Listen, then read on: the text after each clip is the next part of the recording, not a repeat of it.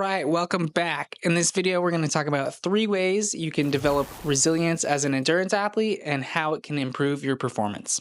Resilience is essentially how we respond to adversity. I often see athletes that will try to get super dialed in and they'll try to perfect their process, which is great and admirable, but then when race day throws in a couple wrenches in their plan, then it can be really difficult to stay focused, stay motivated, stay engaged, and stay confident. Resilience is about how we respond to those wrenches that race day can throw at us. When we prepare ahead of time, then it's like we're creating a mental shortcut to allow that response to be faster and more efficient. So here are 3 ways that we can prepare for the unexpected. The first way is going without data. A lot of times athletes will get incredibly reliant on their data, whether it's the pace on their watch or their heart rate or whatever the power meter is saying. You get really tuned into what that's saying and not how you're feeling out on the course. And sometimes those things go on the fritz. They don't always work. Your power meter doesn't always connect. Your heart rate monitor is reading super high that day. Your GPS is going all over the place. So it's good to prepare ahead of time and know that technology is great when it works, but it doesn't always work. So sometimes you just turn the watch on, but then turn off any notifications and sort of put it in your back pocket and don't look at the data until afterwards and just do the whole ride or the whole long run only going off of feel. Number 2 is the Katy Perry method of being hot and being cold, preparing for the extremes that race day, race temperature can throw at us. I know myself and many other athletes that when race week comes around, you check the weather for race day like 30 times a day.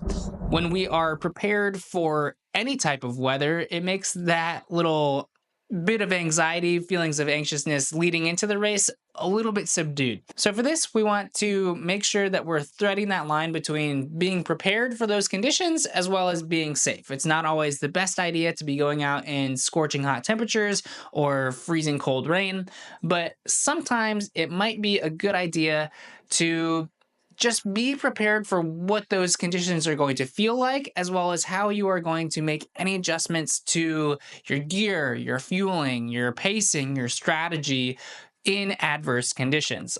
And for the super long events like a marathon or an Ironman, sometimes you might even experience 3 different types of weather all on the same day.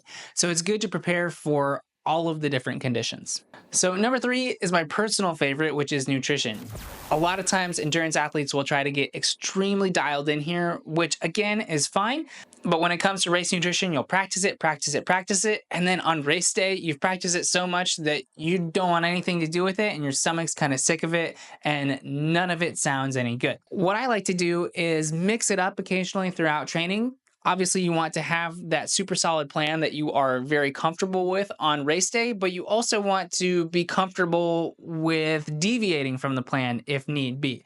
So one of the ways that I like to do this and have my athletes do this is called a smorgasbord ride, where on a long ride, you are going out and stopping at gas stations to refuel, but instead of just refueling with your mix or whatever gels that you're using, you're grabbing a pizza, you're grabbing a donut, you're grabbing a soda, all sorts of random different types of stuff, and that way your stomach is really sort of prepared for anything. But you can also do this just by either taking in different gels that you normally do, or even just loading up all of your fueling. Let's say if you're going out for a ride, you take your entire bottle in that first 10 minutes of an hour rather than spreading it out over multiple sips throughout the hour.